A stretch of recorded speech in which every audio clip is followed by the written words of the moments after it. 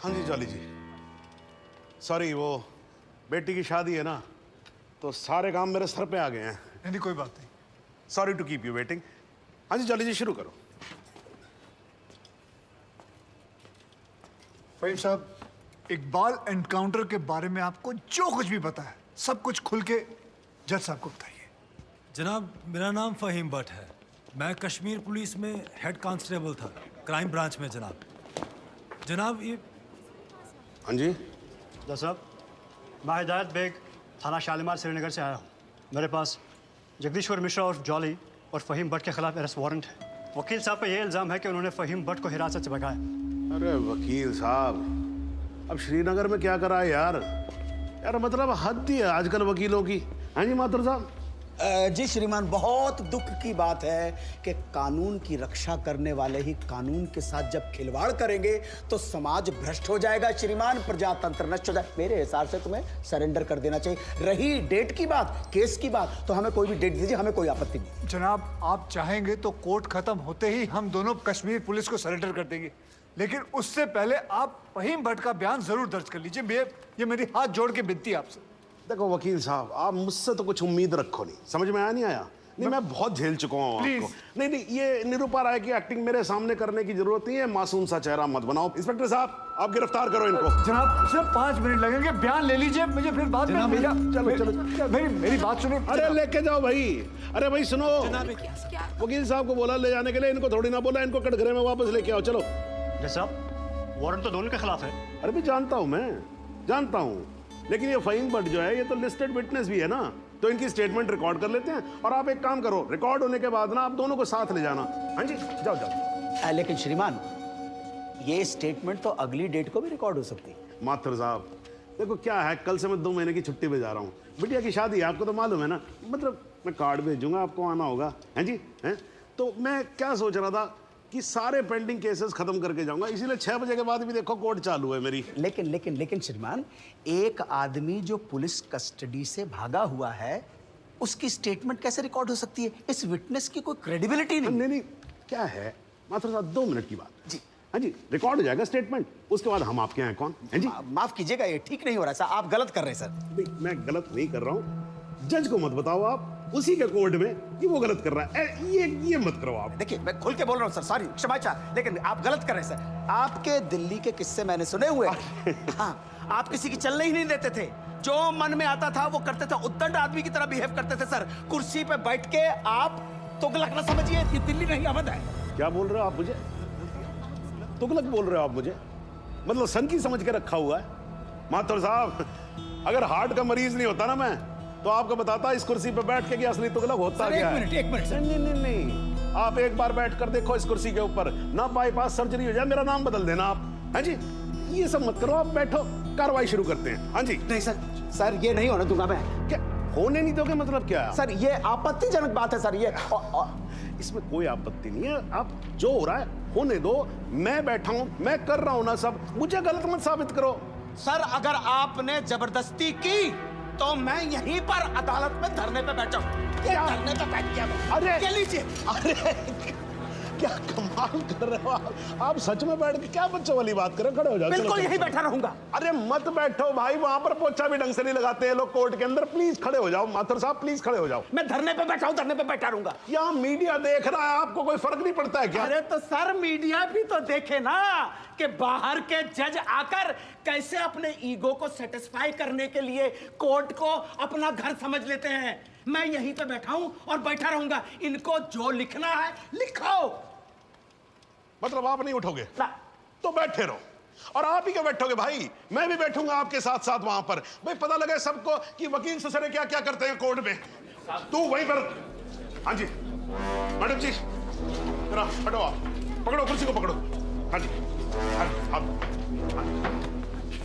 Thank you jolly. हाँ जी माथुर साहब, अब तो आप बैठो और बैठेंगे हम, और आज देख लें इसमें कितना है दम। ठीक है ना?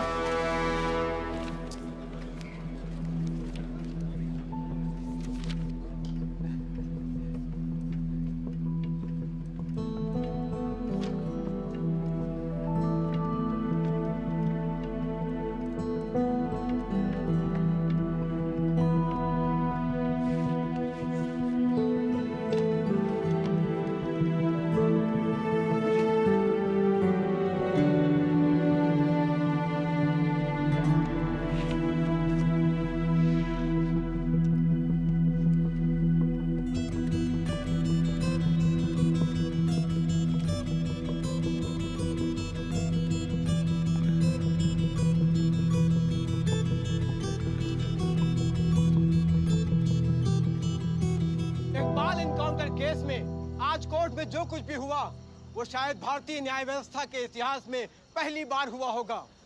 एक विटनेस की हाजिरी कराए जाने को लेकर डिफेंस लॉयर प्रमोद माथुर और जज सुंदरलाल त्रिपाठी के बीच तीखी नोकझोंक हुई और वो दोनों एक दूसरे के खिलाफ कोर्ट रूम में ही धरने पर बैठ गए।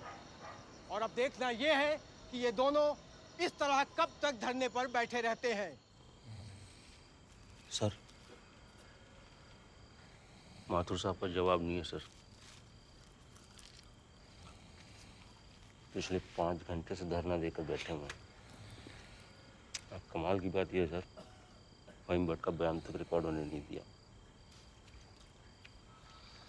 अब तो जज साहब को आगे की डेट देनी ही पड़ेगी, फिर तो जॉली वकील भी नहीं रहेगा।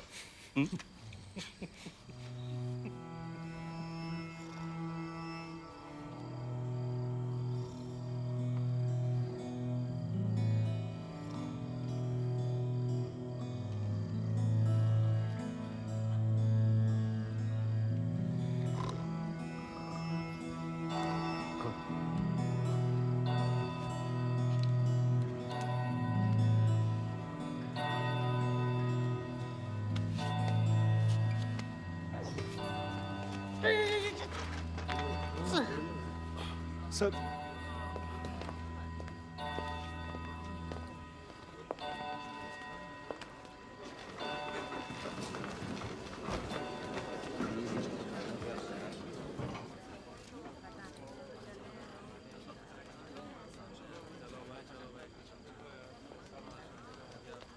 चलो वकील साहब, कश्मीर चलें।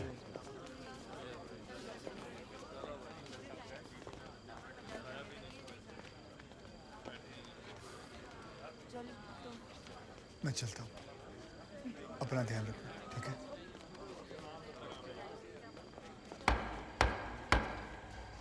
The court resumes.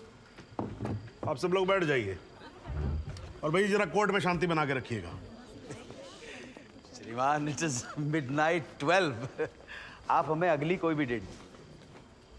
तो माथुर साहब, आपकी पिछली डेट क्या थी? 13 अगस्त, हैं जी? अब हो गई 14 अगस्त। तो आपकी अगली डेट है 14 अगस्त 12:05 AM। श्रीमान, आधी रात बीत चुकी है, प्रोसीडिंग में तो सवेरा हो जाएगा। आजकल तो सुप्रीम कोर्ट भी भाई 3-3, 4-4 बजे तक काम करता है। थोड़ा हम भी सीख लेंगे तो क्या फर्क पड़ जाएगा, हैं जी? Please sir. नहीं नहीं, देखिए माथुर साहब, आपको धरना देना था, आपने धरना दिया, मैंने कुछ नहीं बोला, है जी?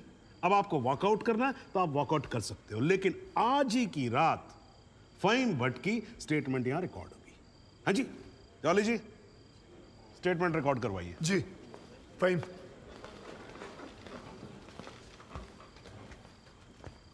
जनाब, बहुत बहुत शुक्रिया। फहीम साहब को बताओ क्या क्या हुआ था।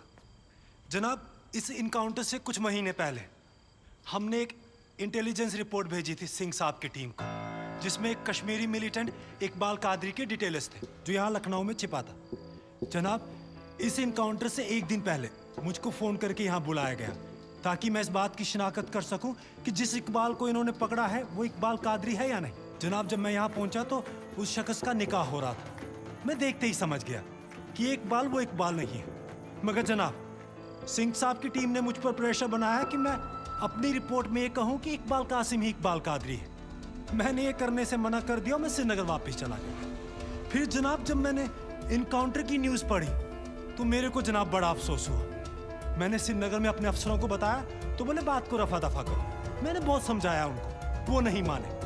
जब वो नहीं माने तो मैंने दिल्ली में सेंट्रल एजेंसी को इस इनकाउंटर की कंप्लेंट कर दी। मुझ पर कंप्लेंट वापस लेने के लिए बहुत प्रेशर डाला गया। फिर मैं नहीं माना तो इन्होंने क्या किया जनाब, एक दिन मुझको गिरफ्तार कर लिया, एक झूठा मुकदमा बनाकर मुझे जेल में डाल दिया जनाब, और मेरे को जनाब महकमे से भी बाहर कर दिया जनाब मेरे को। शुक्रिया जनाब। माथुर साहब, आप कुछ कहोगे या नाराज हो अभी तक? अरे नहीं नहीं श्रीमान, आपकी नाराजगी मोल लेकर अपनी दुकान थोड़े बंद करवानी। मगर मैं तो ये पूछना चाहता हूँ, आप तो गुस्सा नहीं है? नहीं, मैं नाराज और आज कुछ नहीं हूं, लेकिन यार अगली बार से तुगलक मत बोलना मेरे को। हाँ जी माथुर साहब, मतलब इस कोर्ट में बैठे बैठे मेरे बाल सफेद हो गए। I think I deserve some respect. क्षमा प्रार्थी हूँ श्रीमान। ठीक है, आप शुरू करो। फाइन भट्ट, आप माननीय न्यायाधीश महोदय को बताएंगे कि ये केस क्या है, इस अदालत में हम किस सच्चाई की खोज कर रहे हैं। ये कि कांस्टेबल भदौरिया और इकबाल की मौत कैसे हुई। तो आपने अभी जो राबी चिनाब झेलम जैसी लंबी कहानी सुनाई है, उससे कहीं ये साबित होता है कि इन दोनों की मौत कैसे हुई? क्योंकि मौके वारदात पे आप तो थे नहीं। जी नहीं, लेकिन ये तो पता चल। लेकिन वेकिन कुछ नहीं। अगर कोई और फिल्मी कहानी सुनानी हो तो जज साहब को सुनाई। इनको फिल्मों में बहुत इंटरेस्ट है, मुझे बिल्कुल कोई दिलचस्पी नहीं है। मुझे तो मेरे प्रश्न का सीधा साधा जवाब दे दो यार, यस और नो। जी नहीं। Very good, well done. Fine, but ये अगस्त 2010 में कश्मीर पुलिस ने कुपवाड़ा इंसिडेंट में तुमको 6 महीने के लिए सस्पेंड कर दिया, क्यों? जनाब, इस सवाल का हमारे केस से क्या संबंध है? पंडित जी, अगर कोई संबंध नहीं हुआ ना तो काला कोट पहनना बंद कर दूंगा। मैंने आपसे कहा था ना, आपकी तरह कान घुमा कर नहीं पकड़ूंगा, सीधे पकड़ूंगा, कस के पकड़ूंगा। जाऊं? जाइए सर, नहीं तो आप फिर धरने में बैठ जाओगे। हाँ, तो क्यों सस्पेंड किया? मुझ पर एक आदमी की कस्टोडियल डेथ का इल्जाम था। तो तुमने किसी की जान ली थी? जी नहीं, मैंने उसे अरेस्ट किया था शक के बिना पर। उसे चौकी ले जा रहे थे हम पूछताछ के लिए। बहुत डरा हुआ था, उसने घबरा के पुलिस वैन से छलांग लगा दी। पीछे से ट्रक आ रहा था, वो मर गया। फाइन, बट एक बात बताओ, चलती वैन में तुम्हारी पकड़ से एक आदमी डर के मारे कूद सकता है, तो क्या ये मुमकिन नहीं है कि उसी डर के मारे कोई अपराधी कूद जाए, कांस्टेबल की बंदूक छीन ले और भागने की कोशिश करे? जनाब, लीड किया जा रहा है विटनेस को। Objection overruled, please sit down. जी, ऐसा हो सकता है। तो खुल के कहो ना गुरु, हम सब अच्छी तरह से समझते हैं कि तुम्हारे साथ ऐसा हो चुका है। तो तुमसे बेहतर कौन बता सकता है कि ऐसा किसी के साथ भी हो सकता है, राइट? जी। Very good. बस अब एक आखिरी सवाल। तुमने अभी अपने स्टेटमेंट में कहा कि तुमको 6 महीने के लिए सस्पेंड कर दिया गया था। तुम्हारे खिलाफ केस क्या बनाया गया? मुझ पर इल्जाम था कि मैंने कॉन्फिडेंशियल इंफॉर्मेशन दुश्मन को सप्लाई की। मगर वो इल्जाम झूठा है जनाब। जनाब, मुझे जेल में इसलिए डाल दिया गया क्योंकि मैंने इस मामले की कंप्लेंट सीबीआई को कर दी थी। ये तो तुम कह रहे हो ना, तुम्हारे कहने से मुकदमा झूठा नहीं हो जाएगा और तुम निर्दोष साबित नहीं हो एक मिनट जाओगे। जनाब, साहब भूल रहे हैं कि जब तक आरोप सिद्ध ना हो जाए तब तक आरोपी निर्दोष होता है। That is the point, वकील साहब। That's the bloody point। और श्रीमान, इस तर्क के आधार पर तो इंस्पेक्टर सूर्यवीर सिंह और उनके साथी निर्दोष हुए सर। लेकिन 2 मिनट के लिए श्रीमान, ये अखबार पढ़िए, टीवी खोल के देखिए। सारा मीडिया, सारा समाज, सारा देश इंस्पेक्टर सूर्यवीर सिंह और उनके साथियों को दोषी डिक्लेयर कर चुका है। His reputation, his career, his future is finished. अजब जलवा है हुजूर आपकी अदालत का, जहां एक आदमी जिस पे देशद्रोह का इल्जाम है, वो उस आदमी पर इल्जाम लगा रहा है जिसने मातृभूमि की सुरक्षा की शपथ उठाई है।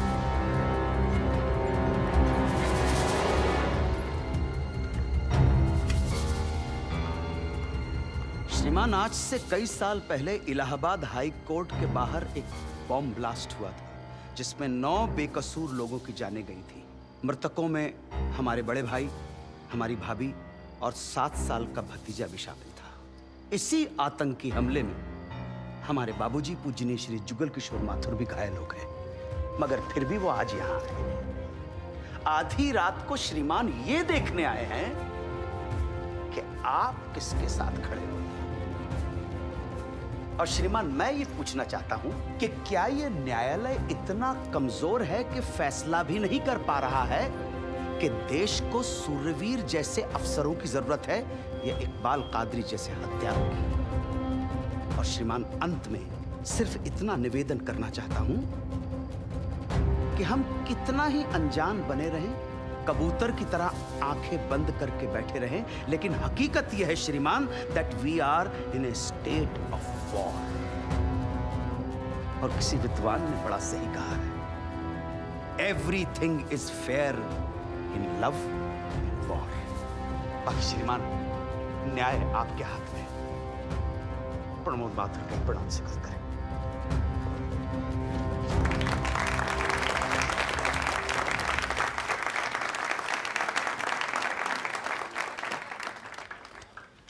हाँ जी जॉली जी, योर टर्न। जी सबसे पहले तो मैं सिंह साहब से कुछ सवालात करना चाहूंगा। सिंह साहब, आप विटनेस बॉक्स में आइए।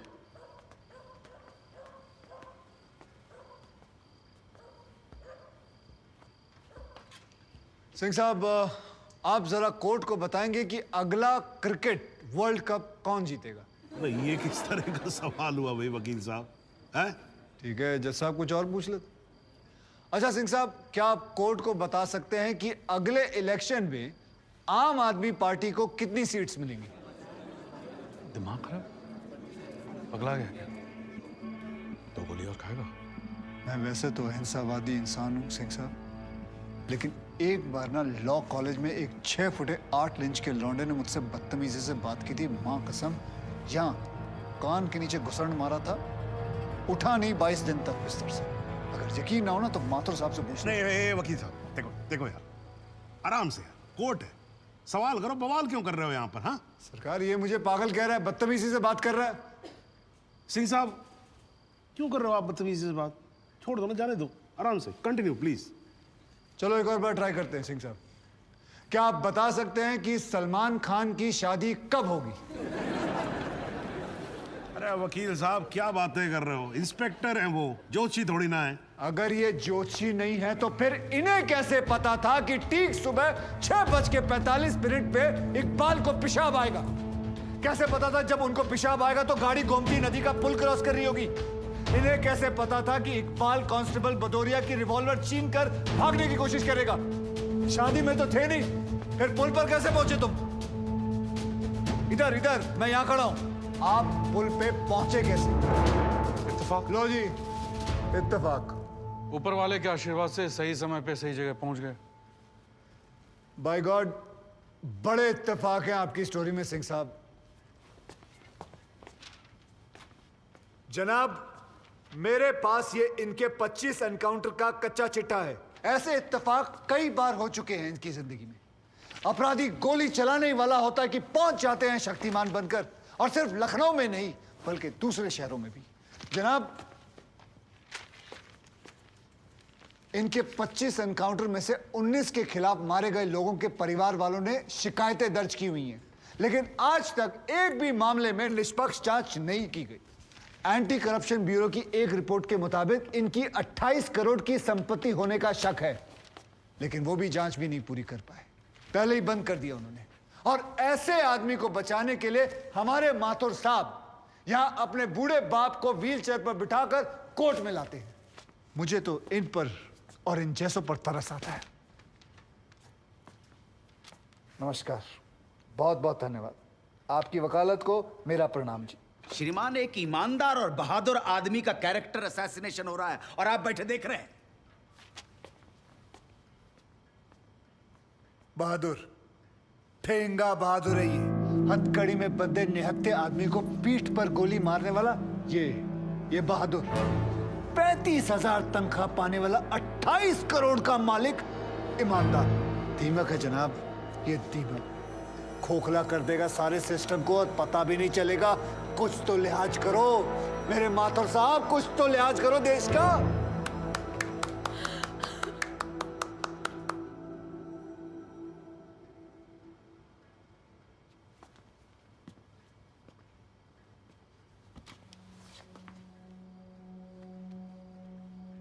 मैं जुगल किशोर माथुर साहब का दर्द समझ सकता हूं।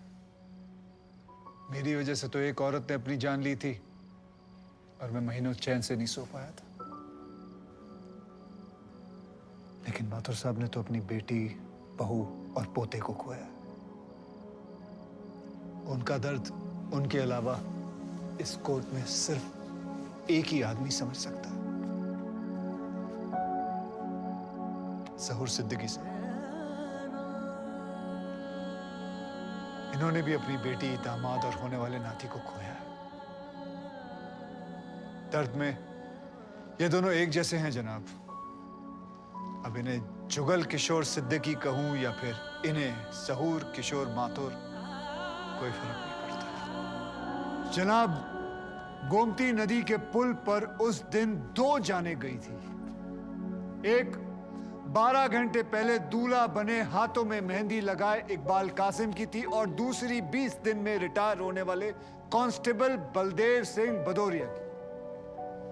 और जनाब, ये हैं कांस्टेबल भदौरिया की पत्नी, जो अपने पति को खो चुकी है और जेल में बंद अपने बेटे की बेल करवाने के लिए कोर्ट के चक्कर काट रही है। अब इन्हें क्या कहेंगे माथुर साहब? मुस्कुराइए, आप लखनऊ में। सच सुना तो नजरें फेर ली माथुर साहब। ओ माथुर साहब,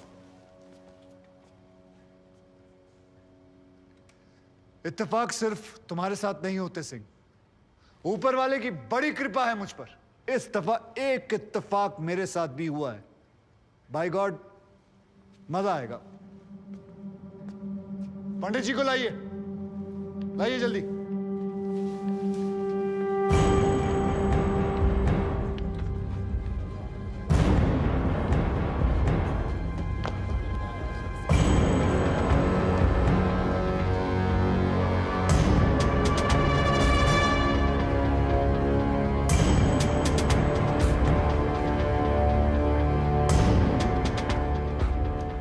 क्या मैं पूछ सकता हूं कि क्या हो रहा है इस कोर्ट में? और क्या आप बताने की जहमत करेंगे कि आप ऐसा होने क्यों दे रहे हैं? कौन है ये बाबा सर? इसका इस केस से क्या रिलेशन है सर? ना कोई एडवांस नोटिस है, ना अग्रिम सूचना है। क्या रेलेवेंस क्या है और आप इसे अलाउ कर रहे हैं? जनाब, इस विटनेस का नोटिस देता ना तो ये विटनेस यहां नहीं होता, किसी मुर्दा घर में गड़ा हुआ होता। इस आदमी को मैं पकड़ के नहीं लाया हूं, पुलिस वाले पकड़ के लाए हैं। और जनाब, इस विटनेस का इस केस के साथ डायरेक्ट कनेक्शन है।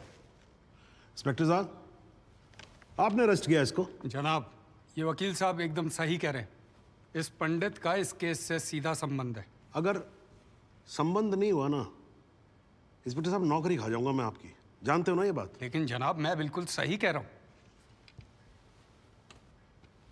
ठीक है, मैं विटनेस को अलाउ करता हूं। No sir, I object sir, I object.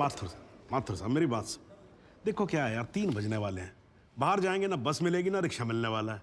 6 बजे तक तो वैसे ही बैठना हम लोगों को, तो तब तक करवा लेते हैं विटनेस। मतलब हो सकता है कि इसमें कुछ निकली है। हैं जी?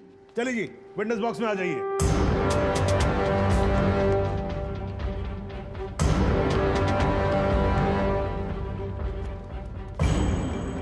नमस्कार पंडित जी, क्या हाल है आपका? घरेलू कपड़े वपड़े टीका शीका लगा के पूरी तैयारी में आए हैं। फहीम भट्ट साहब, खड़े होइए। कोर्ट को बताइए कि इन पंडित जी का नाम क्या है? मोहम्मद इकबाल कादरी। हैं जी? मोहम्मद इकबाल कादरी। मोहम्मद इकबाल कादरी। इसको कहां से अरेस्ट कर लिया जी आपने? जनाब, मथुरा से 1 साल से वहां छुपा हुआ था साधु का भेष बनाकर। ये तो कमाल हो गया। जज साहब, इंस्पेक्टर महोदय झूठ बोल रहे हैं। हमारा नाम इकबाल कादरी नहीं है, हमारा नाम तो रामकृष्ण सारस्वत है। हम तो निरीह ब्राह्मण हैं, ब्रह्मचारी हैं। हाँ, जम्मू के रहने वाले हैं, उस वजह से भाषा में थोड़ी कश्मीरी झलक है, लेकिन हम वो नहीं है जो बताया जा रहा है। ये देखिए हमारा आधार कार्ड और voter ID card. Om Prakash ji, जरा लेके आओ उसे।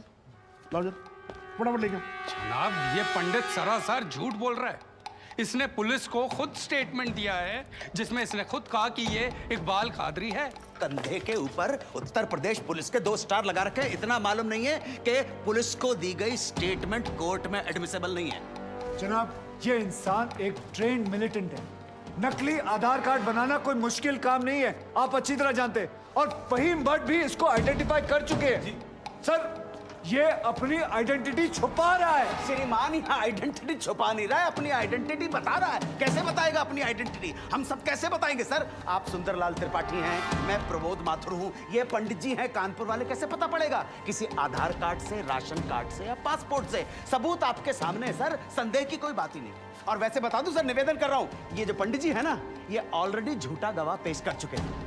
बार एसोसिएशन ने इनका लाइसेंस रद्द कर दिया। चंद घंटों के मेहमान है ये वकीलगिरी से सर, इनकी बात को सीरियसली नहीं लिया जाए। माथुर साहब चंद घंटे तो है ना, है ना? लड़ लूं ना तब तक तो लड़ सकता हूं ना। जॉली साहब, ये देखो यार, कोर्ट में लड़ने वड़ने की बात मत करो आप। नहीं, माथुर साहब एकदम ठीक बोल रहे हैं। मुझे लगता है पुलिस से कोई गलती हो गई है। बाबा जी सॉरी, आप जा सकते हो। एक मिनट जॉली जी, आप वहीं रुके। एक मिनट सर, मैं आपसे हाथ जोड़ के विनती करता हूँ, मैं इससे कुछ सवालात करना चाहता हूँ। मैं बड़ी मुश्किल से इसको लेके आया हूँ। मैं एक मौका मुझे दे दीजिए। नहीं, आपने क्या कहा था? अभी ऑटो बस कुछ नहीं मिलने वाला, एक मौका। एक मिनट, आप चिल्लाना बंद करोगे जरा? 2 मिनट चुप रहोगे आप? गलती हो, 2 मिनट चुप रहो आप। ओके।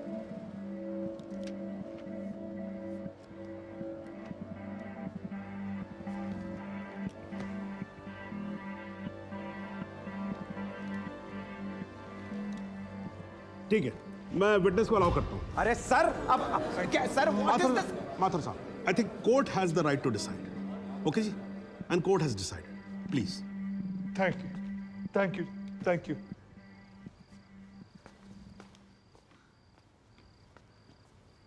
तो आप निरी ब्राह्मण ब्रह्मचारी, तो फिर धर्म का बड़ा ज्ञान होगा आपको। अवश्य है। मैं भी कान्यकुब्ज ब्राह्मण हूं, वो भी जनेऊधारी। तो चलिए 2 ब्राह्मणों के बीच में शास्त्रार्थ हो जाए। पूछिए, क्या पूछना है? चलिए गायत्री मंत्र सुनाइए।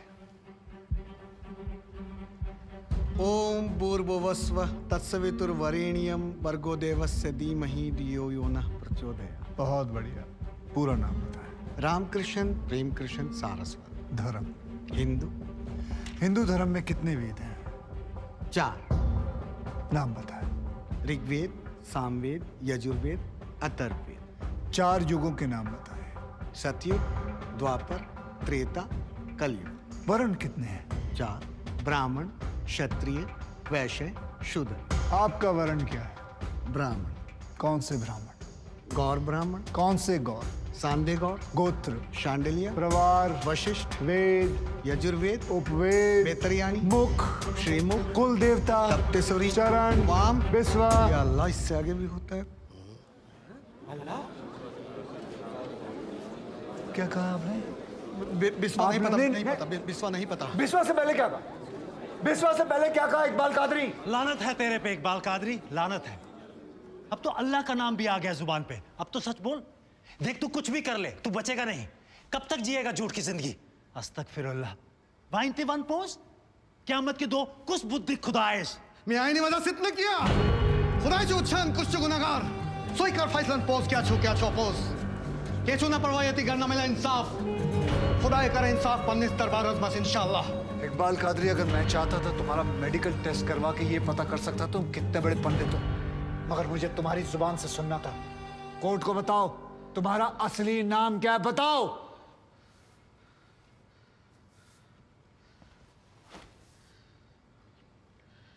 जज साहब, मेरा नाम मोहम्मद इकबाल कादरी है। मुझे सिंह साहब ने अरेस्ट किया था। मैं उनकी कस्टडी में था, लेकिन उन्होंने मुझे कोर्ट में पेश नहीं किया। मैं जानता था कि वो मेरा एनकाउंटर करने वाले हैं। एक दिन मौका देखकर मैंने उनसे कहा कि अगर वो मुझे जाने देंगे तो मेरे आदमी उन्हें बहुत सारा पैसा देंगे, और उन्होंने मेरी बात मान ली। इसे लेके कहाँ जा रहे हैं? सिंह साहब ने आजाद कर दिया इसे। जा रहा आजा। सिंह साहब को कितने पैसे दिए? 50 लाख, 25 लाख एडवांस और 25 एनकाउंटर के बाद। आई ऑब्जेक्ट श्रीमान।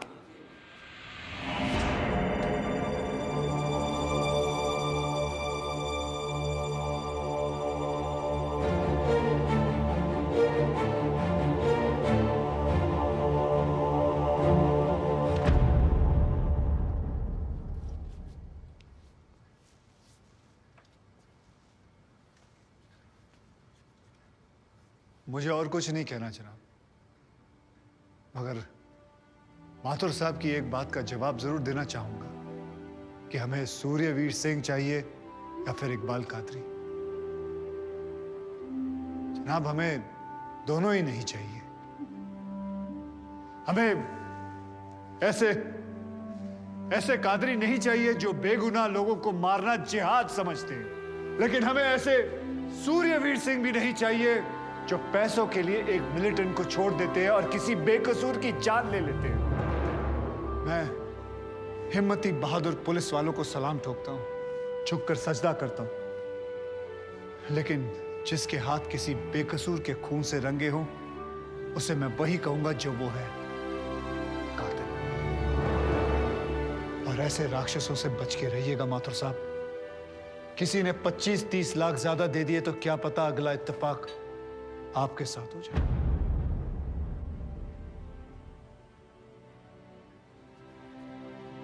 अंत में सिर्फ इतना ही कहना चाहूंगा कि इस दुनिया के सबसे बड़े जाहिल ने कहा था कि इश्क और जंग में सब कुछ जायज है, क्योंकि अगर ऐसा है तो फिर बॉर्डर पर सिपाहियों के सर काटने वाले भी जायज है और जवान लड़कियों पर एसिड फेंकने वाले आशिक भी, क्योंकि अगर ऐसा है तो फिर इकबाल कादरी भी जायज है और सूर्यवीर सिंह भी। अब आप ही तय करें जनाब कि ये दोनों जायज है या फिर दोनों नाजायज।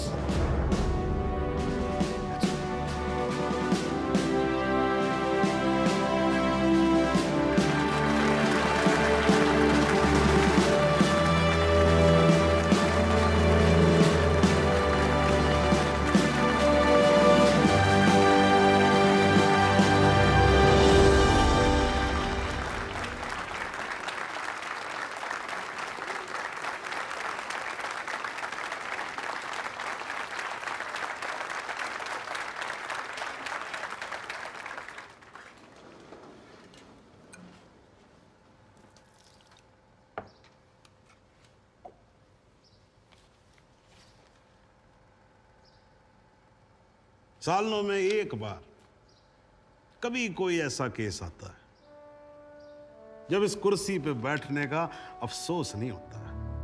नहीं तो जी मैं तो रोज ही कोर्ट आता हूं, बैठा रहता हूं कोर्ट के अंदर, घड़ी की तरफ देखता रहता हूं कि कब 6 बजे और कब मैं उठ के घर चला जाऊं। क्या करें जी, न्यायपालिका की हालत ही कुछ ऐसी है। ये देखो जी, ये अंधेरे बदबूदार कमरे जिन्हें कोर्ट कहा जाता है। भाई साहब, इसमें हम जैसे जजों का आने का मन नहीं करता। आम जनता की बात तो क्या करें। हाँ जी माथुर साहब, ठीक बोल रहा हूं ना मैं? मतलब 3 करोड़ से ज्यादा केसेस पेंडिंग है इस देश के अंदर, और कुल मिलाकर जज कितने? 21,000। यानी देखा जाए तो 1 लाख लोगों पर एक जज। डेट पे डेट पड़ती रहती है। हाँ जी, लोग आते रहते हैं, हताश होकर घर जाते रहते हैं। लेकिन फिर भी आज भी हिंदुस्तान में जब कहीं 2 लोगों के बीच में झगड़ा होता है ना, कोई विवाद होता है, तो एक दूसरे से क्या कहते हुए पाए जाते हैं? I will see you in court. क्यों करते हैं भाई लोग ऐसा? हाँ जी, क्योंकि आज भी लोग भरोसा करते हैं, न्यायपालिका पे। उनको भरोसा होता है कि अगर सरकार उनकी बात नहीं सुनेगी, प्रशासन उनकी बात नहीं सुनेगा, पुलिस उनकी बात नहीं सुनेगी, तो कोर्ट सुनेगी उनकी बात, सुनेगी और न्याय देगी। इसलिए भाई साहब, इस कुर्सी पे बैठा मेरे जैसा हर आदमी, उसका यह कर्तव्य बनता है कि वो इस भरोसे को ना टूटने दे। इस कोर्ट में पेश किए गए सभी गवाह और एविडेंसेस, एक बात तो एकदम साफ हो जाती है कि 13 अगस्त को गोमती नदी के पुल पे जो भी हुआ वो अचानक होने वाला एनकाउंटर नहीं था, बल्कि एक सोची समझी साजिश के तहत की जाने वाली हत्या थी। इसलिए यह कोर्ट इंस्पेक्टर सूर्यवीर सिंह और उनके सभी साथियों को आईपीसी सेक्शन 302, 201, 182 और 340 के तहत हत्या, एविडेंस मिटाने, कोर्ट को गुमराह करने और झूठे सबूत पेश करने का दोषी मानते हुए लाइफ इंप्रिजनमेंट की सजा सुनाती है। और यह कोर्ट शहीद कांस्टेबल बलदेव सिंह भदौरिया के पुत्र राम कुमार भदौरिया को तुरंत रिहा करने का आदेश भी देती है। The court is adjourned।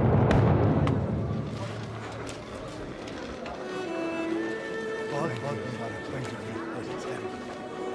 Thank you जरूर सर। आजा। जरा रास्ता दे दीजिए प्लीज।